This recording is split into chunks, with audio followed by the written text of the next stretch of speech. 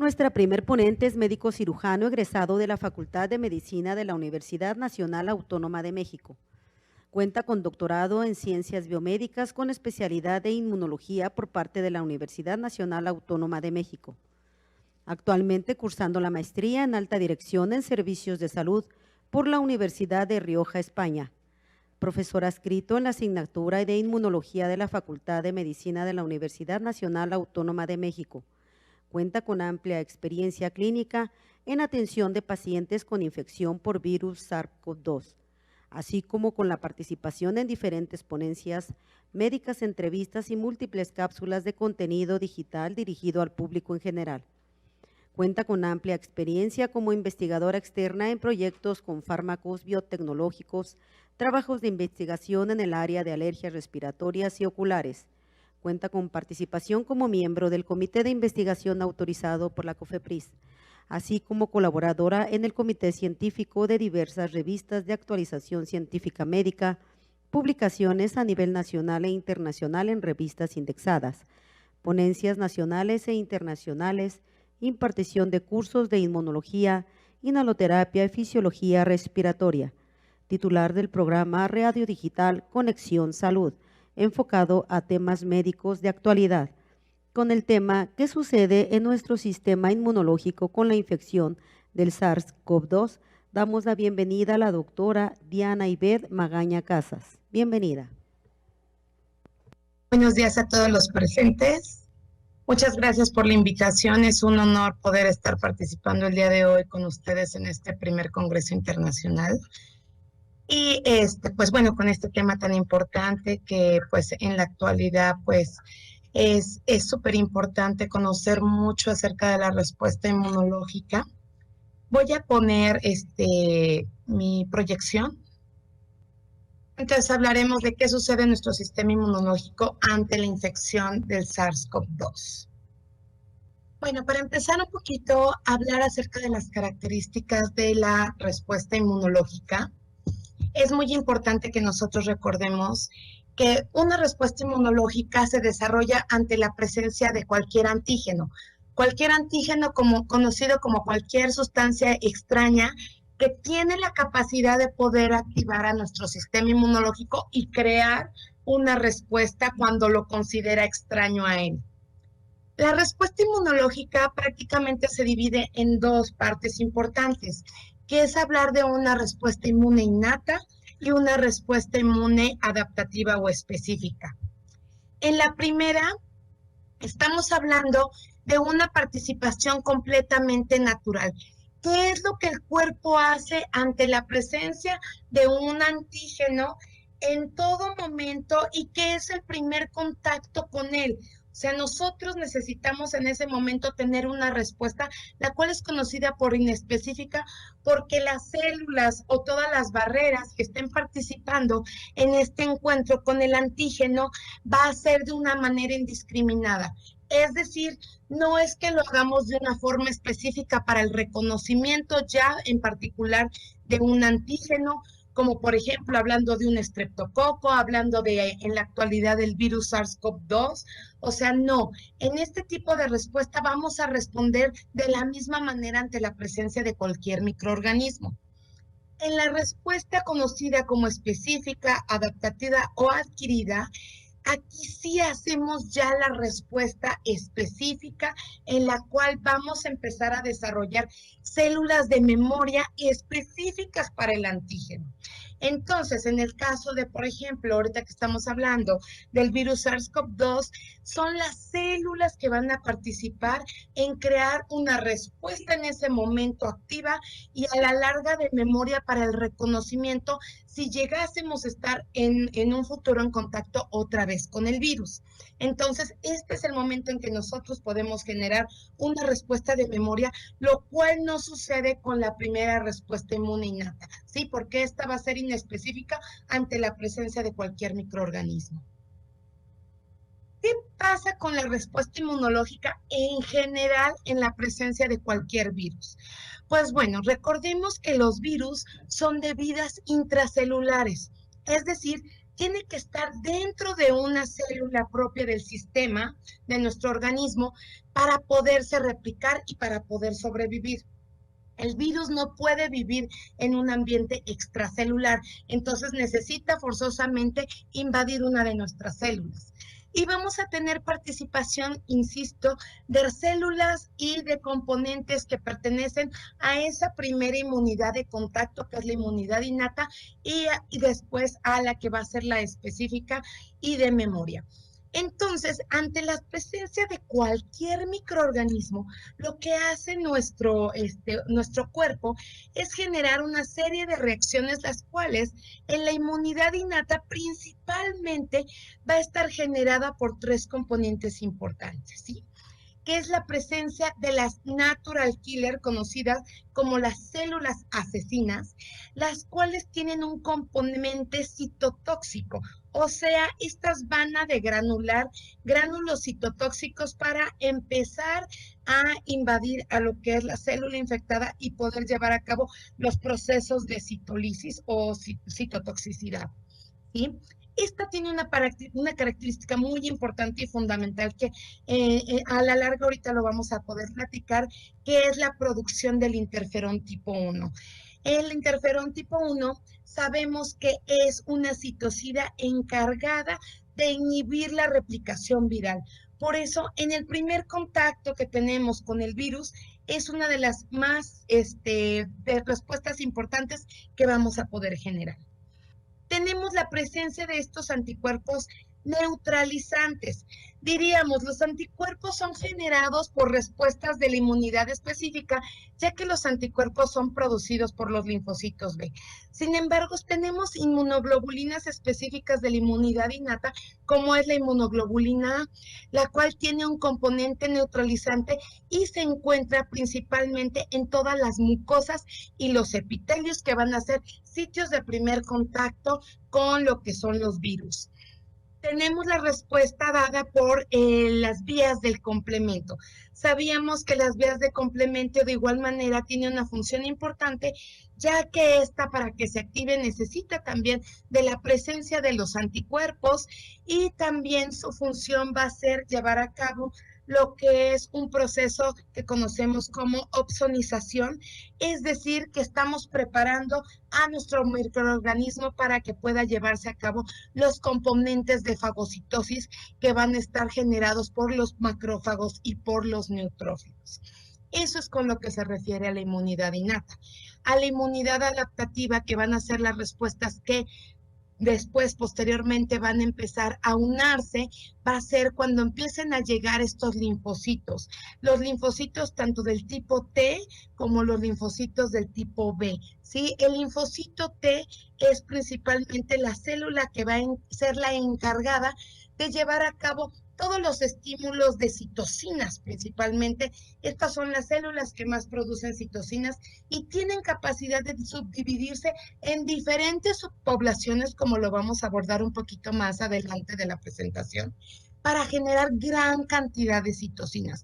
Acá, ojo, es muy importante connotar que la producción de citocinas que va a estar dado por los linfocitos T va a ser del tipo de interferón tipo 2, o también conocido como el interferón gamma, que, como les había comentado, en una respuesta innata, aquí vamos a tener el interferón de tipo 1, también conocido por ser el interferón alfa y el interferón beta. Y en las respuestas adaptativas van a ser la producción del interferón gamma, que también va a tener una respuesta muy importante, porque esto es lo que hacen es generar una respuesta en lo que son las células fagocíticas para incrementar este proceso de fagocitosis y se pueda llevar a cabo la destrucción celular. Entonces, estos dos tipos de respuestas se vinculan en determinado momento para poder llevar a cabo el ataque a todo lo que son los procesos virales y con ello llevar a cabo la destrucción.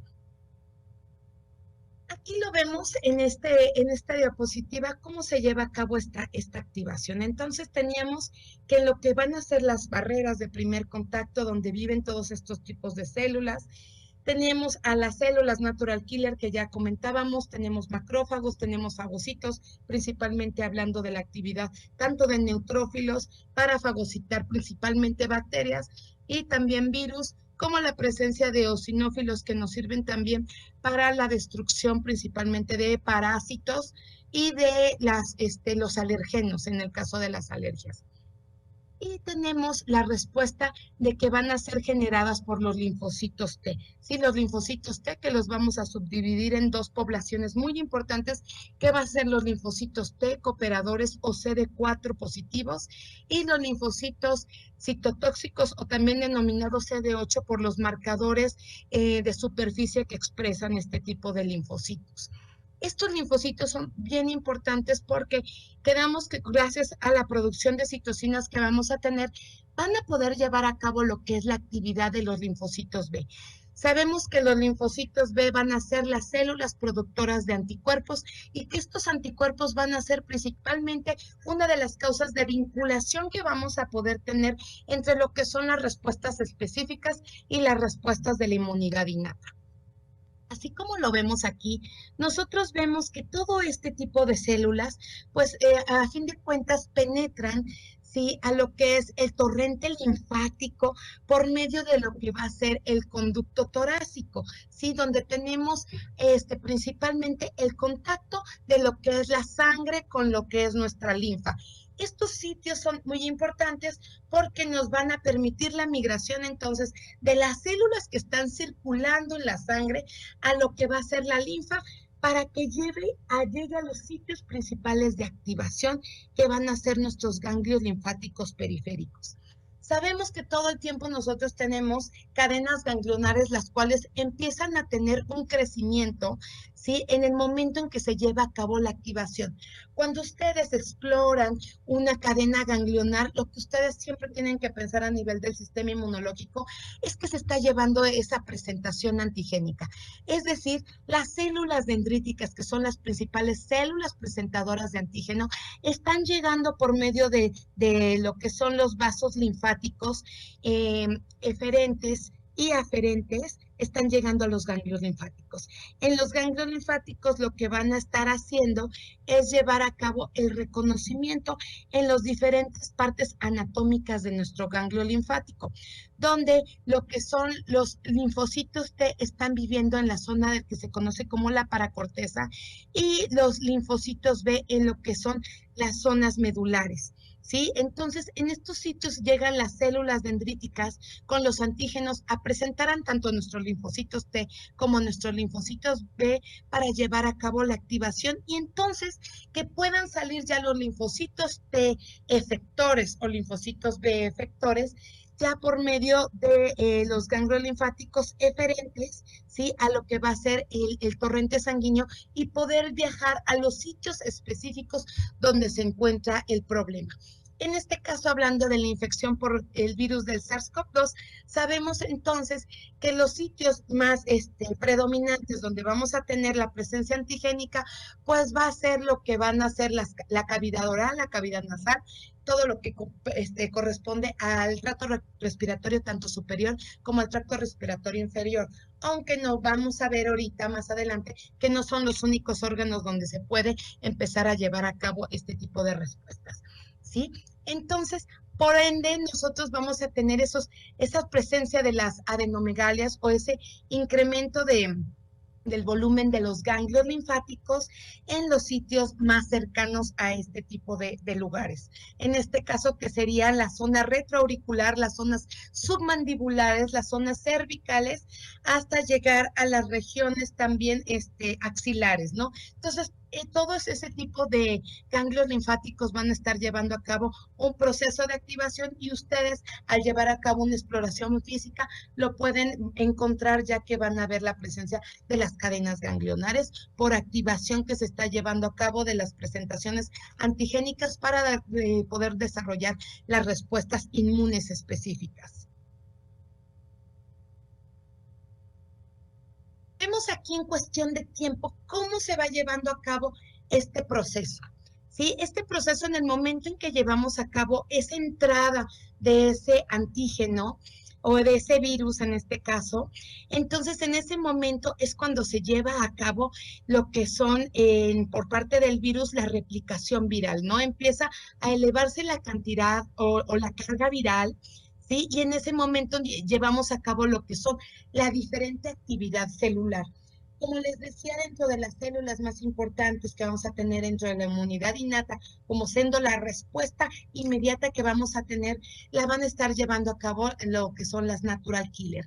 Entonces, estas natural killer empiezan a tener un incremento ponderal importante para llevar a cabo la muerte de lo que son los virus, ¿sí? Si se fijan, estas respuestas son muy efectivas porque durante los primeros días post-infección vemos cómo las respuestas de las natural killer empiezan a incrementar, favoreciendo también un poco con la pérdida de lo que es la carga viral y al menos deteniendo que ésta siga creciendo dentro de nuestro organismo.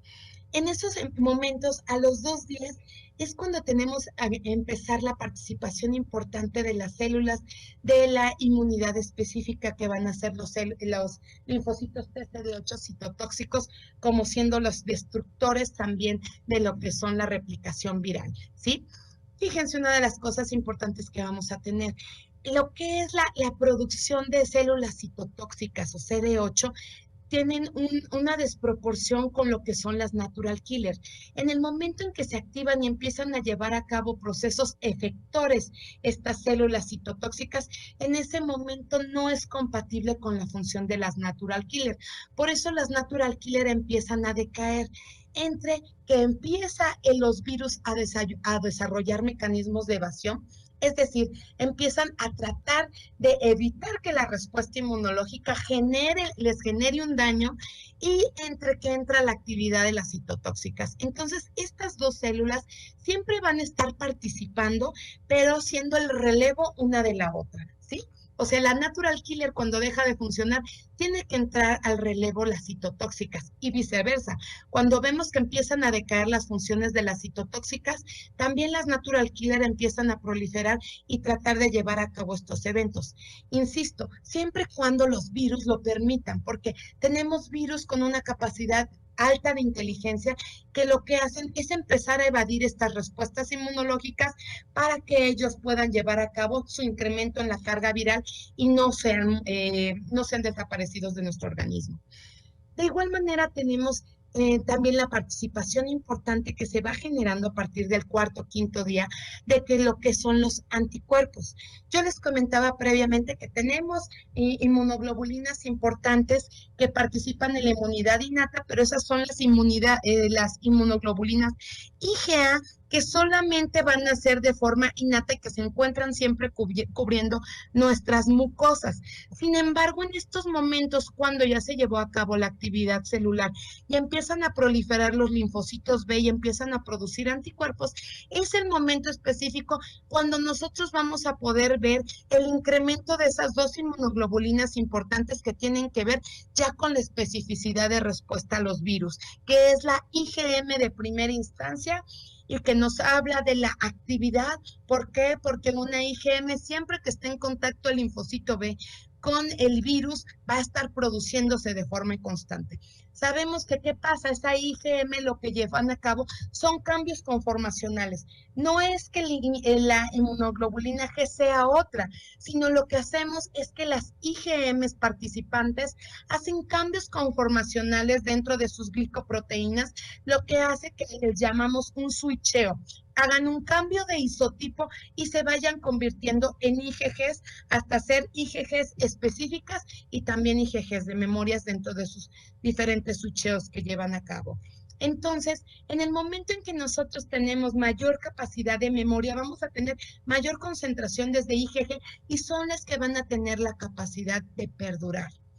Quiero hacer una connotación muy importante a lo que vemos en la actualidad y a lo que ustedes están viendo si ustedes llevan a cabo cuantificaciones de IgM e IgG ante la infección por el virus del SARS-CoV-2. Esto es que aunque nosotros no veamos la presencia constante de la producción de IgGs, no quiere decir que estas decaen por completo y que completamente se pierde la inmunidad, como se ha establecido en las referencias científicas de 6 a 8 meses, porque ya no se vaya a producir en un contacto posterior. Recordemos que estos tipos de anticuerpos, aunque tienen una sobrevida no muy larga de 6 a 8 meses, al menos para el virus del SARS-CoV-2, tenemos que se quedan lo que son los linfocitos B de memoria. Entonces, esos linfocitos B de memoria, en un futuro, cuando vuelvan a tener contacto con lo que es el virus SARS-CoV-2 en este caso, pues lo que vamos a desarrollar va a ser que los linfocitos B vuelvan a activarse y vuelvan a producir esos anticuerpos. Entonces, aunque se pierden esos anticuerpos de la fase activa de la enfermedad, no quiere decir que en un futuro no se vayan a poder desarrollar más anticuerpos de memoria, ya que sí tenemos esas células específicas de memoria y que sabemos que los linfocitos B de memoria tienen una capacidad de sobrevida hasta de 12 años. Entonces, durante 12 años podemos seguir teniendo estas células importantes específicas de memoria. ¿Cómo vamos a unir o cómo vamos a empezar a correlacionar lo que es la respuesta inmunológica con lo que es la presentación de la infección por el virus SARS-CoV-2? Bueno, sabemos que en el momento en que empieza el proceso de infección, principalmente lo estamos viendo dividido en lo que es la parte donde tenemos la fase viral, que es la fase donde está la infección aguda, cuando empiezan los procesos de complicación, que es la parte de la neumonía, hasta que llegamos a los casos severos donde se empieza a desarrollar lo que es el síndrome de distrés respiratorio agudo. En estas porciones, a partir de que empieza lo que es el proceso de la neumonía, podemos ver que empieza esa fase inflamatoria importante, que es la que nos va a desencadenar lo que conocemos actualmente como la lluvia de citocinas o la tormenta de citocinas, como también la han de haber escuchado. En cuestión de sintomatología clínica, sabemos que durante la parte viral, prácticamente lo que nos empieza a aunar o dar un signo importante de que se está llevando a cabo este proceso infeccioso, pues es la presencia de fiebre. Sí, la presencia de fiebre, y progresivamente, conforme se va llevando el daño, como lo vamos a ver a continuación, vamos a empezar con lo que son los procesos de disnea provocados por la falta de la participación del oxígeno que ya está llegando a nuestras células, hasta desarrollar lo que va a ser ya el daño orgánico múltiple.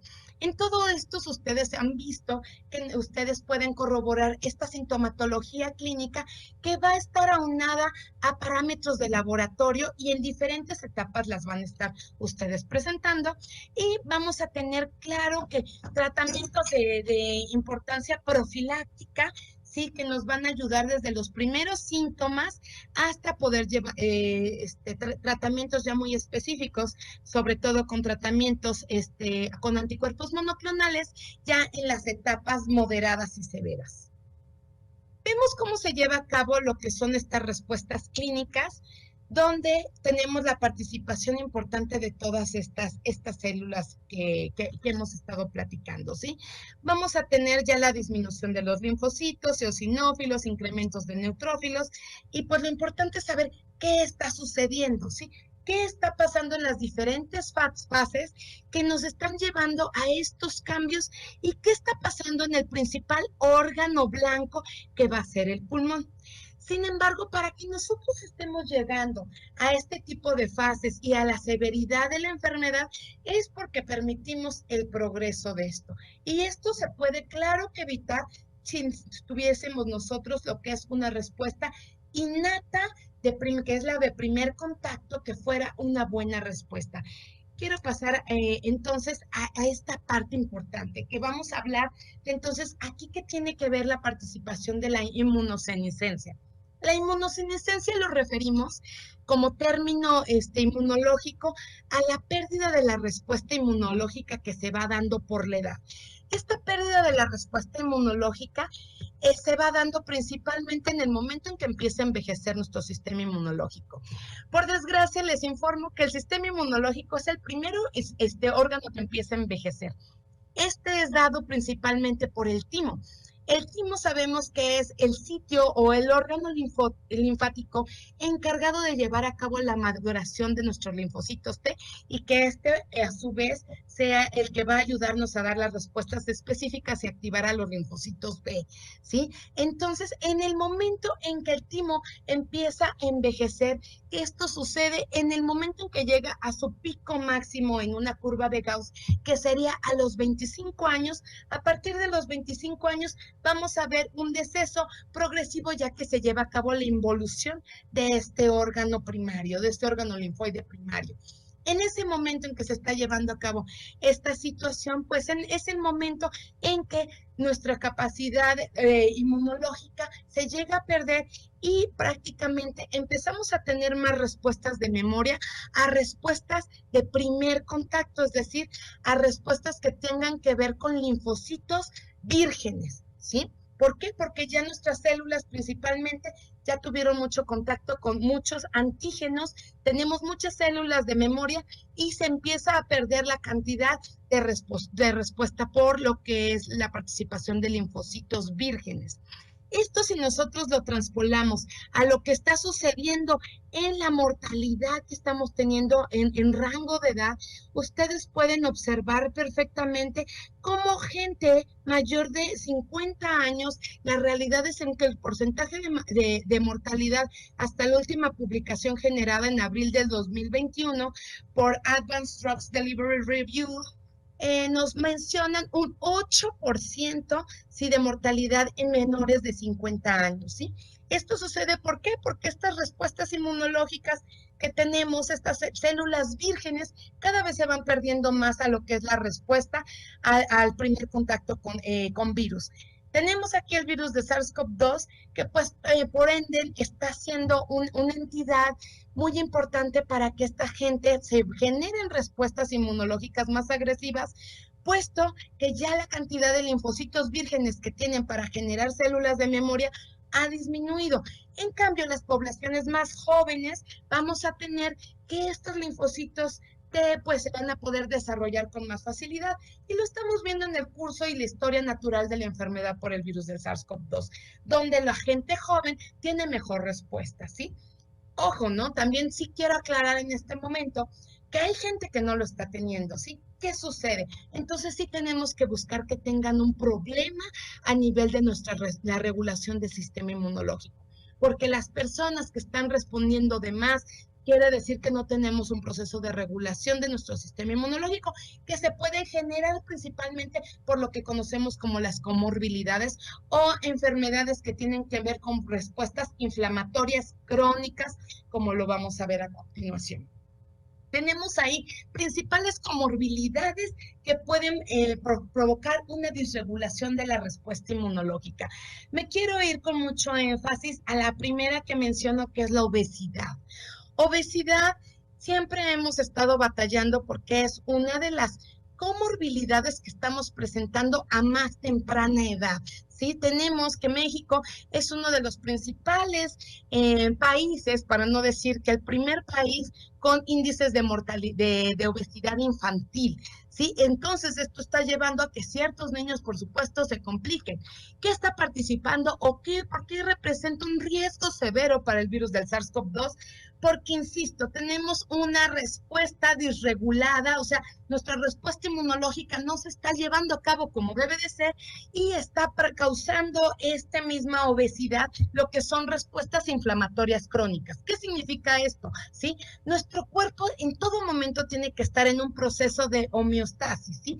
Estos pacientes no llegan a tener procesos de homeostasis porque tienen respuestas inflamatorias crónicas. Todo el tiempo están activando su sistema inmunológico y su sistema inmunológico está acostumbrado ya a reaccionar de más, ¿sí? Entonces, en el momento en que si tú a una persona con un perfil donde tiene una respuesta inflamatoria crónica, encima le aunas una respuesta viral como la que estamos teniendo por SARS-CoV-2, pues va a hacer que esta respuesta se encuentre desregulada y vamos a tener un incremento de respuesta, por lo cual se hace la lluvia de citocinas, ¿sí? La lluvia de citocinas, como lo vamos a ver a continuación, pues va a ser generada por exceso de unas citocinas proinflamatorias, exceso de respuesta proinflamatoria, lo que nos va a estar dando la particularidad de mantener estas respuestas así.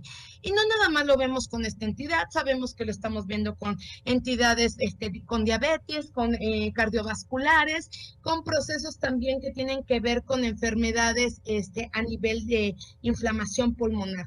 Y cada día se ve que esta disregulación pues se presenta más, sobre todo pues enfermedades que se ven en el campo de la inmunología, como puede ser lo que son todas las que tienen que ver con las hipersensibilidades, de acuerdo con la clasificación de HELCOMS, donde las más frecuentes van a ser todos los procesos alérgicos y los procesos de autoinmunidad, aunque en menor cantidad. ¿Qué importancia vamos a tener como primer barrera de contacto? ¿Sí? Y qué es lo que es una de las causas más importantes por las que se está llevando a cabo una pérdida de la protección de nuestro sistema inmunológico. Eso tiene que ver con lo que pertenece a la mucosa nasal y también a la mucosa oral. Aquí en este corte coronal que les estoy presentando sobre cómo se encuentran las mucosas a nivel de las vías respiratorias, vemos que los sitios donde se está llevando a cabo la mucosa respiratoria pueden estar lo que conocemos como una disregulación que se puede producir o disbiosis, ¿sí? Tenemos que dentro de esa mucosa respiratoria vive lo que es la microbiota, también conocida como lo que es todos los bacteroides, probióticos, prebióticos que están aquí como una flora comensal que vive aquí dentro de nuestras mucosas. Tenemos a lo que es en la porción ya de lo que es la nasofaringe y orofaringe, de lo que es el tejido linfoide asociado a la nariz, que es el conocido como el NALT, en sus siglas en inglés, y todo esto reúnen una protección importante al virus de SARS-CoV-2. Si ustedes buscan actualmente todos los protocolos en clinical trials que se están llevando a cabo para poder ver cómo está aportando la microbiota este papel importante de protección, pues vemos infinidad ya de estos donde los que se están corriendo actualmente y que son una esperanza importante para lo que es las referencias científicas, pues va a ser como se está llevando a cabo lo que es para la protección con lo que es la irrigación nasal salina en un protocolo, cómo se está evaluando los factores de riesgo importante en lo que es los pacientes de la UCI para ver todos los factores que tienen importantes de riesgo a nivel de la microbiota, y también empezamos a tener los primeros artículos o las primeras publicaciones que van a salir sobre el uso de probióticos intranasales en pacientes positivos como medidas preventivas, ya que lo que nosotros vemos es que al no tener o al llevar a cabo una disbiosis de nuestra microbiota participa de forma importante en que en lugar de tener una buena respuesta protectora, donde aquí puede quedar la infección, no, estamos teniendo que la respuesta inmunológica va a empezar a ser aberrante desde este primer momento. Si lo vemos, una de las cosas por las que, o signo patognomónico que ustedes pueden poder ver que la microbiota se encuentra alterada es que el paciente inicia con el síntoma de la anosmia, ¿no? Nos lo refieren, ¿no? O sea, la pérdida del olfato. ¿Qué está sucediendo si nuestra mucosa no está bien?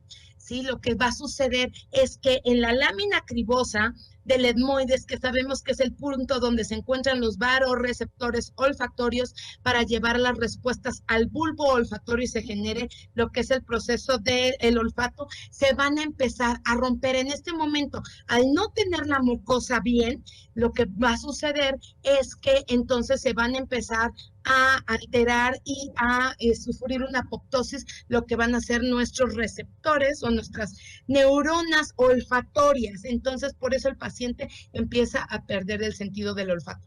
Entonces, algo muy importante es recordar siempre que si esto nos va a dar un aliciente o nos va a estar diciendo de que nuestra microbiota nasal está rota, ¿no? Se encuentra en un proceso de disbiosis al referir a ese síntoma y puede ser un factor muy importante y que nosotros, ustedes como médicos de primer contacto, puede ser uno de los primeros factores que ustedes pueden considerar para saber que el paciente tiene problemas con la microbiota de lo que son sus mucosas, ¿sí?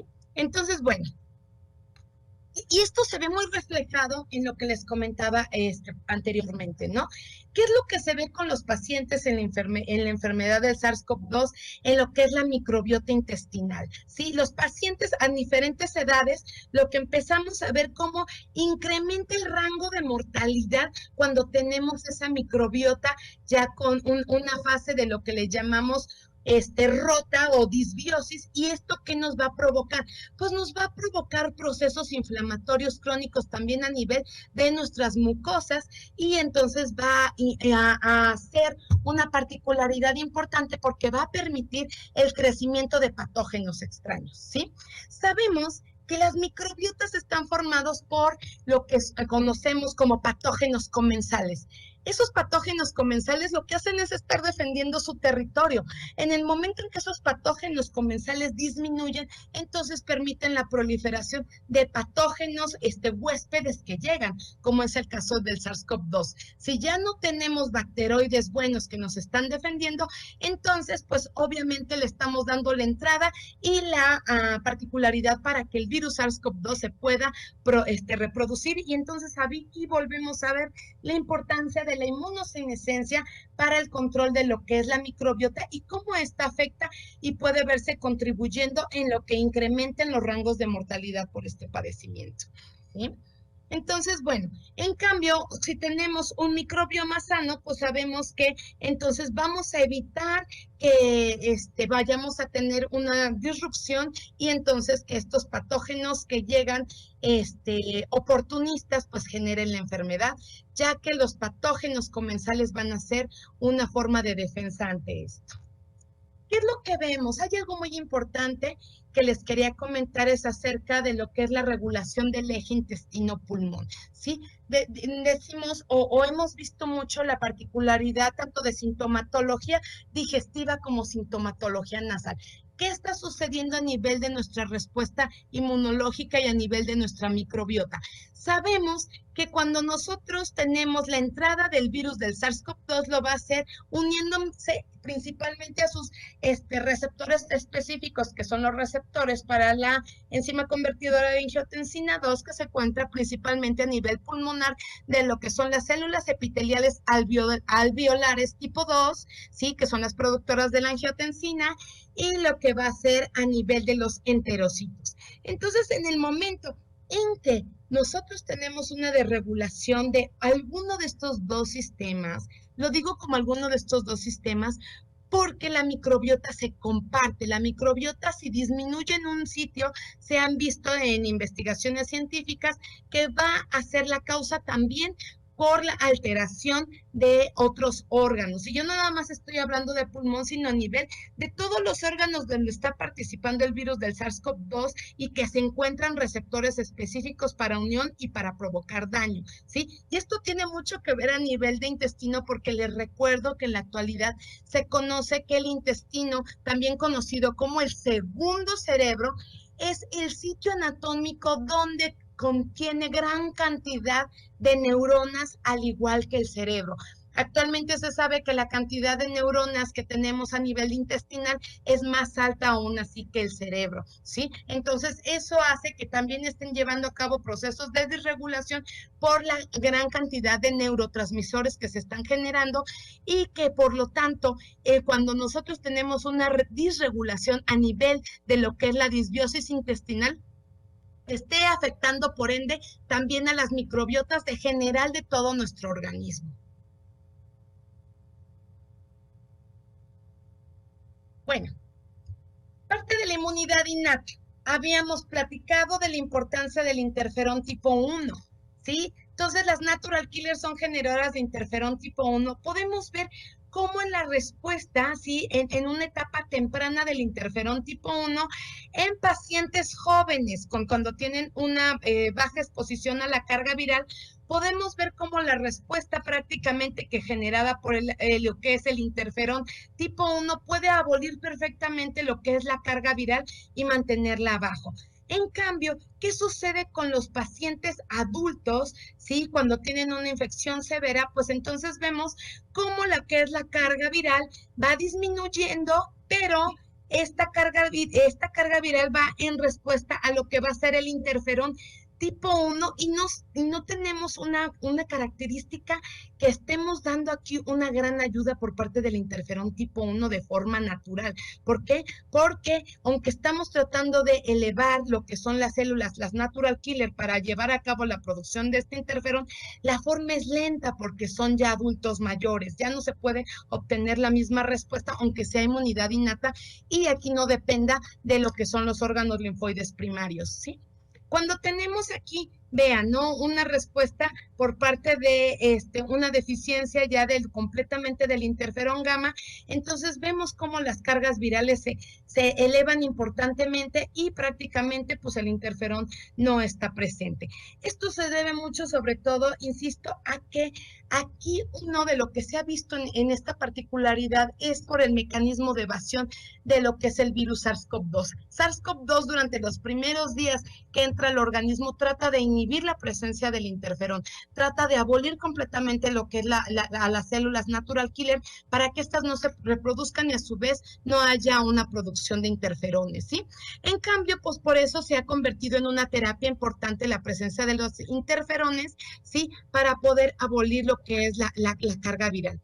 Algo bien importante, ¿no? De comentario, que es el tiempo en que nosotros vamos a mandar un interferón tipo 1. El interferón tipo 1 es un interferón de respuesta inmune innata. Quiere decir que se tiene que emplear durante los primeros 3 días en la infección por el virus del SARS-CoV-2. Si no lo hacemos en ese momento, la realidad está en que mejor tenemos que acudir a otro tipo de terapias porque ya no tiene caso. Entonces, ¿en qué momento lo tenemos que prescribir en dado caso que se lleve a cabo la prescripción? Tiene que ser en los primeros 3 días de la sintomatología clínica, si no, después ya no tiene caso. Vías del complemento, otra forma de inmunidad innata que vamos a tener para ayudarnos, ¿sí? Entonces, aquí vemos prácticamente cómo estas respuestas van a estar dando aquí una particularidad bien importante, que es llevar a cabo lo que es el activar lo que son las 3 vías clásicas y que estas empiecen a producir lo que conocemos como las señales quimiotácticas, como lo es el C3A y el C5A. ¿Por qué se convierten muy importantes estos? Porque sabemos que estos productos degradativos de lo que son las vías de complemento lo que hace es atraer más células a los sitios donde se lleva a cabo los procesos crónicos. Y dentro de esto incluye el incrementar también lo que es la agregación plaquetaria, que sabemos que es uno de los problemas importantes que tenemos porque estos pacientes empiezan a hacer lo que es el proceso de trombosis. Entonces, aquí importantemente se empieza a ver desde el complemento porque el complemento se empieza a activar importantemente y empieza a atraer a esas células quimiotácticas. Vemos lo que es la respuesta en los diferentes 3 estadios que tenemos del proceso infeccioso, ¿no? En lo que es el proceso de inicio, en el proceso de la enfermedad moderada y en el proceso de la enfermedad severa, ¿sí? Algo bien importante que quiero que chequen ustedes es cómo se encuentran, por ejemplo, las células epiteliales, ¿sí? Esto es las células epiteliales en un proceso cuando tengo yo mi microbiota, tengo yo mi mucosa entera sin ningún proceso de alteración, entonces doy perfectamente entrada a las células fagocíticas, están entrando los macrófagos, están llevándose a cabo las células de la respuesta celular, están llevando a cabo su buena activación, se están generando células citotóxicas, se están llevando a cabo las células cooperadoras, se están activando a los linfocitos B y vemos nuestro endotelio vascular donde tenemos poca salida de células de lo que son la respuesta inmunológica acudiendo a estos sitios, ya que no tenemos una gran quimiotaxis que las lleguen a traer y que nos causen un problema. En lo que es la porción severa, fíjense, ¿no? Tenemos lo que se llama a cabo como uno de los mecanismos de daño importante, que ustedes pueden checar si leen un poquito acerca de lo que es la participación del estrés oxidativo celular, que son porciones bioquímicas, ¿verdad?, que vemos de nuestras células, cómo se empieza a activar todo lo que es el estrés oxidativo para llevar a cabo los procesos de apoptosis celular. Entonces los endotelios ya están dañados, el endotelio está apoptótico, y esto hace que lo que son las tendencias de los linfocitos T se vayan a producir respuestas de diferentes subpoblaciones, ¿sí?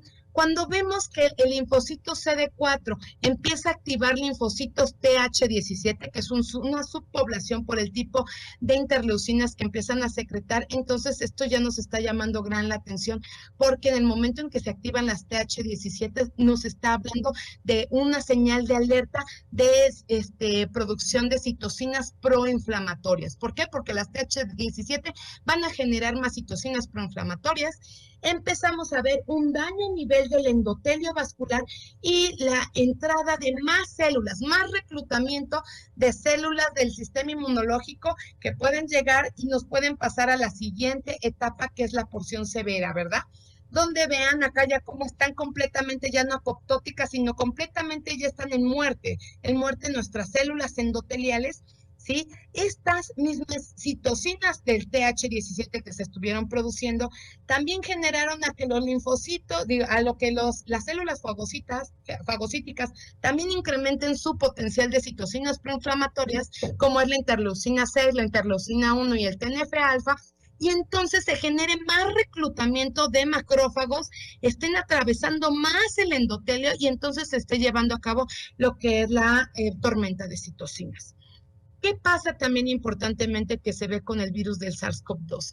Se ve una respuesta ineficaz de lo que es las células T reguladoras. Las células T reguladoras son células que regulan las respuestas que van a estar generando por los linfocitos T, o sea, la respuesta celular. Entonces, ¿qué es lo que pasa cuando los linfocitos T empiezan a abolirse? Pues entonces nos van a marcar una significante linfopenia, que es lo que nosotros estamos viendo en estas respuestas, ¿sí? Y nosotros lo vemos en los estudios de laboratorio. El paciente se encuentra con linfopenia y a la vez se encuentra con neutrofilia porque está viendo mucha quimioatracción, están llegando muchas células fagocíticas a generar mayor respuesta y mayor respuesta de citocinas proinflamatorias. Entonces aquí lo que vamos a ver es la diferencia entre una persona adulta y una persona joven, ¿no? Vemos que la persona joven va a tener más células vírgenes, vemos que la respuesta entre mayor edad tenga va a tener más células de memoria y las respuestas van a estar disreguladas, además asociadas a sus comorbilidades. Cuando una persona joven tiene la capacidad de poder generar sus linfocitos T vírgenes, se puede llevar a cabo clonas específicas ya de linfocitos específicos y efectores y de memoria, y van a llevar a cabo un aclaramiento de lo que es la carga viral, porque vamos a tener una buena respuesta inmunológica, que es lo que sucede en los niños. Con lo que se refiere a la gente ya adulta, aunque tenga una inmunidad entrenada que nos está ayudando a la participación, aún así la cantidad de células T de memoria que vamos a poder generar son células T de memoria aberrantes, ¿sí? Y entonces nos van a dar una respuesta ineficaz para lo que es el aclaramiento del virus y una falta de regulación a nivel del proceso inflamatorio, y se va a llevar a cabo lo que son las tormentas de citocinas que se pueden generar, ¿sí? Entonces, aquí algo importante, ¿no? Yo les comentaba cómo estaban los daños a nivel de las células epiteliales y también comentábamos cómo se encontraba a nivel del endotelio. El endotelio vascular también nos va a generar un proceso importantísimo, tiene una participación muy importante, ya que por la entrada, si nosotros tenemos un daño en lo que es la permeabilidad vascular, lo que vamos a tener es una extravasación y mayor llegada de células fagocíticas a los sitios con mayor producción de citocinas proinflamatorias. Entonces, es bien importante también en ustedes como clínicos, como médicos de primer contacto, que puedan checar también lo que es el proceso de daños endoteliales. ¿Cómo sabemos si nuestro paciente tiene daño endotelial? Es muy fácil porque son pacientes que ya tenemos con presencia de lo que es una enfermedad conocida como la insuficiencia arterial o la insuficiencia venosa crónica, ¿no? Entonces, son pacientes que también tienen capacidad de verlos ustedes porque ya tienen varices, ¿sí? Entonces, ello les está hablando de que ya tenemos un daño endotelial, entonces sí tenemos que darle una particularidad y un factor importante a este hecho. A nivel de qué está sucediendo a nivel de la membrana alveolo-capilar, sabemos que el daño ya en lo que es el estadio severo, pues vamos a tener una destrucción completa de lo que es la membrana alveolo-capilar generada por todas las células fagocíticas que estuvieron llegando y que todas estas citocinas proinflamatorias estuvieron incrementando lo que es el proceso de fagocitosis, y ese proceso de fagocitosis también dañó a todas las células alveolo-capilares, y entonces ya no se puede llevar a cabo lo que es un proceso de intercambio gaseoso de una forma común, y entonces estamos teniendo un daño inflamatorio, ¿sí? Aquí lo vemos de igual manera reflejado, digo, por cuestión de tiempo ya estoy apretada, pero pues bueno, esto es como se ve una respuesta mediada en forma moderada a cómo vemos una respuesta ya severa con toda esta producción de células inmunitarias que están llegando a lo que es contribuir en lo que es conocido como la lluvia de citocinas, ¿sí? La lluvia de citocinas, nada más quiero aclarar como algo importante, es que no nada más están llegando y alterando y produciendo daño a nivel de lo que es la membrana alveolo-capilar. Esta lluvia de citocinas se está generando y se está distribuyendo por todo nuestro organismo, y vuelvo a insistir la participación importante que tiene el endotelio vascular, porque si el endotelio vascular está dañando, permite la permeabilidad para que todas estas citocinas entren en diferentes órganos y también causen daño en ellos. Bueno, esto es una tabla nada más para ver cómo se encontraban las cuentas, como les decía, lo que nosotros manejamos en la actualidad, ¿sí? En cuestión de la correlación clínica que tenemos con los datos de laboratorio. Nosotros no pedimos cuentas de CD4 y de CD8, sería lo ideal y lo indicado, pero esto se hace por medio de un estudio que se conoce como citometría de flujo.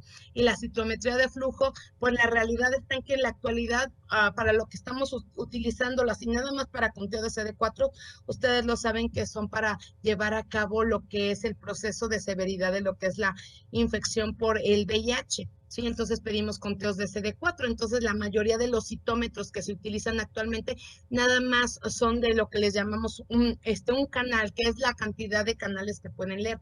Obviamente, estos aparatos son muy caros para que cualquiera pueda estarlos llevando a cabo y pidiendo citometrías de flujo, pero vemos una desregulación en este tipo de respuestas que nos puede o nos podría hablar de la severidad en que vamos a tener, además de que son la presencia de citocinas, digo, de inmunoglobulinas.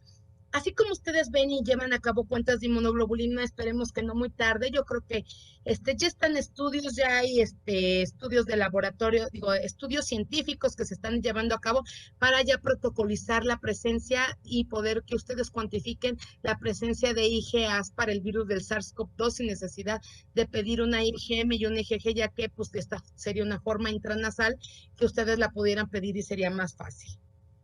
Y bueno, ya para terminar, nada más recordarles que actualmente es tan importante la respuesta inmunológica que todo el tratamiento en la severidad, sobre todo para el virus del SARS-CoV-2, y tratar de preservar la vida y que el paciente no llegue a casos de mortalidad, pues están aunados a todas las terapias que tienen que ver con los anticuerpos monoclonales específicos para las interleucinas y para lo que es la C5A del complemento.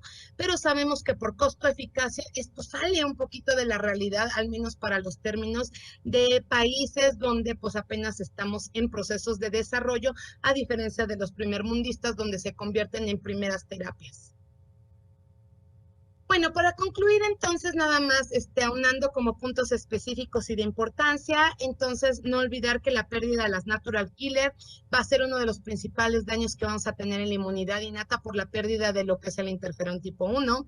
La inmunosenescencia y las comorbilidades indican la falta de regulación de nuestro sistema inmunológico, y la lluvia de citocinas es la principal causa de severidad de lo que es la infección por el virus del SARS-CoV-2. Y pues Muchas gracias. Termino esta plática diciéndoles que si la mente está ocupada con pensamientos positivos, es más fácil que el cuerpo enferme. ¿Sí? Si no, es más difícil, perdón, que el cuerpo enferme. Y esto voy muy aunado a que no es un tema ahorita que se debe de abordar, pero que también tenemos lo que es la regulación del sistema neuroendocrino inmunológico. Los tres sistemas que están aunados y que cuando tú ¿Adulta? emocionalmente no estás bien, tu respuesta inmunológica será baja. Gracias.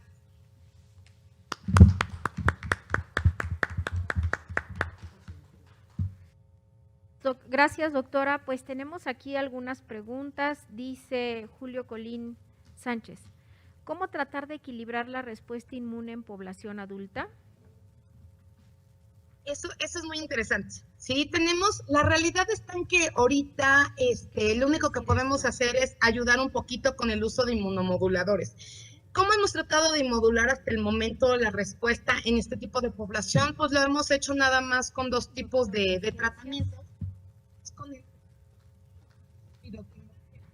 a generar respuestas de y la utilizado es por medio de factores de transferencia. Son las únicas maneras en que nosotros podemos ayudar de forma externa porque desgraciadamente por los procesos de inmunosenescencia no podemos ayudar a que otra vez el timo pueda detener esa involución, a menos que sí hay un estudio en la actualidad que están llevando a cabo, y ustedes los pueden buscar a nivel de Cuba, que Cuba también es uno de los países número 1 a nivel de inmunología, y tienen lo que es la inmunomodulina. La inmunomodulina también es otro que está en estudios ahí a nivel de Cuba y que se ve como también un tratamiento factible para el futuro. Muy bien, doctora. Dice Arturo Veladiz, buenos días. ¿Cuándo es el momento de iniciar manejo con anticuerpos monoclonales? Gracias. Lo ideal es, los anticuerpos monoclonales por lo general, lo ideal es empezarlo a utilizar en el momento en que se activa mucho la respuesta inflamatoria. ¿Cómo lo podemos ver? O cómo de alguna manera por síntomas ustedes lo pueden detectar que está poniéndose mal el paciente, es con esas fiebres incontroladas. Sí, cuando el paciente tenemos de que mandamos antipiréticos, estamos con diferentes antiinflamatorios y no logramos controlar la respuesta inflamatoria crónica que se está generando, es el momento ideal para hacerlo. Rafael Serrano dice, ¿cómo visualiza usted como especialista esta pandemia para los próximos años? ¿Existe la posibilidad de que haya una mutación? Mutaciones todo el tiempo hay. Los virus son muy inteligentes. Tienen capacidad de estar mutando y por supuesto, el virus, o sea, yo lo que veo y que visualizo es que, por ejemplo, en términos de vacunas, de igual manera como estamos manejando una vacuna para la influenza de forma anual, no dudo que este caso pues se presente de la misma manera porque la tasa de mutación que tiene el virus SARS-CoV-2 es muy alta. Y aunque ahorita las vacunas han sido efectivas para lo que es la proteína S, en cualquier momento, o sea, o la proteína de pico, lo que va a suceder es que van a empezar a llevar a cabo mutaciones y a tratar de sobreexpresar en su superficie lo que es el virus de otras proteínas importantes que puedan permitir la entrada al virus. El virus no se quiere morir, ¿sí? Entonces él va a tratar de defenderse a toda costa. Muy bien, doctora. Hay otra pregunta que dice Estela Rojas Vargas. ¿Usted considera que es adecuado el uso de suplementos antivitamínicos para prevenir? Yo creo que vitamínicos. Vitamínicos, ¿no? Sí. Sí, definitivamente. Definitivamente son buenos, se han visto varios que se han utilizado de manera muy efectiva. Sí, en protocolos de manejos terapéuticos a nivel internacional, por ejemplo, se utiliza la quercetina, que es muy buen suplemento. Sí, estamos utilizando selenio como buen suplemento, el zinc como también un excelente suplemento, los omega 3, todo esto, lo ideal es que sí, definitivamente los polivitamínicos de forma preventiva tienen que ser algo que nosotros tenemos que estar utilizando y sobre todo en estos momentos que los niños ya van a regresar a la escuela, que vamos a pasar a semáforo verde, todos deberíamos de estar tomándolos. Muy bien. Geri David dice, ¿qué datos tiene en el área de pediatría sobre el síndrome inflamatorio multisistémico? En el área de pediatría, bueno, a nivel internacional, sí, hablamos de que por lo general uno de los datos importantes y que estamos viendo fuerte en la revista Allergy, lo acaba de publicar ahora para marzo, sí, es la importancia de, por ejemplo, las enfermedades alérgicas. Aquí la distopia o la atopia, que es como lo llamamos, que es la predisposición genética que tienen los pacientes para generar enfermedades alérgicas, esto también está causando una desregulación en lo que son las poblaciones de los linfocitos T, principalmente TH2, y los niños alérgicos son los que se están encontrando como una de las principales causas por las que pueden llegar a generar este síndrome de distrés respiratorio agudo, al igual que los niños obesos, ¿no? Pero siempre tiene que haber una comorbilidad o algún factor que esté desregulando la respuesta inmunológica. Línea, aquí otra que pregunta aquí en línea, dice una pregunta, la lactoferrina, ¿interviene como protector en infantes o llega a tener algún uso importante en la data del COVID-19? Sí lo vemos, ¿no? De hecho, se utiliza como un dato importante de laboratorio. En niños, fíjense que lo que es la parte de la hipercoagulabilidad que podremos llegar a tener en los niños se ha visto poco, excepto en los niños que tenemos con púrpuras trombocitopénicas. Sí, la realidad está en que no, en casi este tipo de problemas no los vemos en niños, es más de problemas de adultos, ¿no? Y sobre todo de edad. Muy bien, doctora. Muy bien. Dice Carolina Sevilla, ¿la vitamina D es importante para fortalecer el sistema inmune? Importantísimo. De hecho, la vitamina D se ha convertido en un factor tan importante y sobre todo más en hombres que en mujeres, porque acuérdense que lo que es la síntesis de vitamina D está involucrada con la producción estrogénica. Entonces, las mujeres tenemos cierto factor protector, ya que los estrógenos, obviamente, en edades todavía fértiles y no durante no durante la menopausia, que es cuando se pierden los estrógenos. Entonces, al ser un factor estrogénico, un factor importante en la producción de vitamina D, se ve como ahí está un punto importante en que sea algo vital para evitar lo que es la progresión de la enfermedad y que nuestra respuesta sea correcta. ¿Por qué? Porque evitamos la disregulación de lo que es la interacción del sistema endocrino inmunológico. Dice Rubén Salazar, ¿se puede usar factor de transferencia en insuficiencia renal? Sí se puede usar. A la actualidad sí se usa. De hecho, son de las pocas cosas que podemos estar usando porque pues sabemos que muchos de los medicamentos que se usan pues son nefrotóxicos, bueno, que pues ya la realidad está en que ellos pues, ya no tienen prácticamente funcionalidad de lo que son sus tasas de filtración glomerular. Sin embargo, también estamos viendo que la inmunodeficiencia que tienen estos pacientes, si ustedes buscan publicaciones recientes, ustedes mismos van a ver cómo los pacientes con insuficiencia renal son los únicos que no están generando casi anticuerpos ante la presencia de vacunas. Les está yendo mal a este tipo de población. Muy bien, doctora. Bueno, tenemos aquí otra pregunta de un compañero que nos acompaña aquí en la sala internacional. Le damos la palabra, por favor. Buen día. Doctora Diana, le habla el doctor Pedrosa Mateo de la Clínica Revolución del ISSSTE. Mi pregunta es, aquí en México, no sé si usted sepa que se fabrica el factor de transferencia por el Instituto Politécnico Nacional. Mi pregunta es, ¿se usa o no se usa? ¿O está indicado o no está indicado? En caso de que esté indicado, pues sería bueno saber el tiempo en que se tiene que ser utilizado. Miren, aquí ha sido una cuestión muy importante. El POLI está llevando actualmente el protocolo de investigación, ¿sí? Cuando está en protocolo, en las fases en las que se encuentra todavía ahorita, no se ha dado como tal, sí metió el POLI, tengo entendido que metió todos los papeles a nivel de COFEPRIS para que COFEPRIS pudiese dar la indicación. Tengo entendido que esta indicación no se ha logrado por parte de que COFEPRIS lo permita para el uso y sí lo hemos estado utilizando nosotros como le llamamos de forma off-label, ¿verdad? En lo que es la práctica clínica privada, y lo tenemos que utilizar para que realmente tengamos un tratamiento exitoso. Sí se tiene que utilizar, pero de igual manera como el interferón tipo 1 de forma preventiva en la etapa temprana de la enfermedad, ¿sí? Entonces lo tenemos que utilizar. Por lo general, digo yo, como lo utilizo, ha sido un frasco diario durante los primeros 5 días después de la sintomatología clínica. En el momento en que yo ya veo pues la mejoría del paciente, pues ya prácticamente estamos utilizando otro tipo de tratamientos para ayudar a utilizarlos también como coadyuvantes en el tratamiento.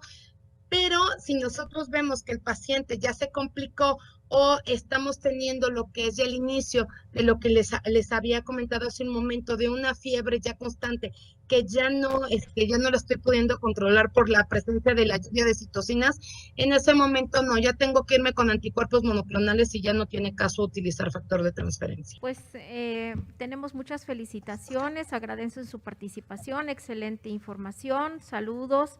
La felicitan muchos compañeros que la están escuchando y que seguramente posteriormente la vendrán en la transmisión que se tiene por YouTube. Gracias. Muchas doctora. gracias. Gracias por la invitación. Que tengan buen día. Gracias.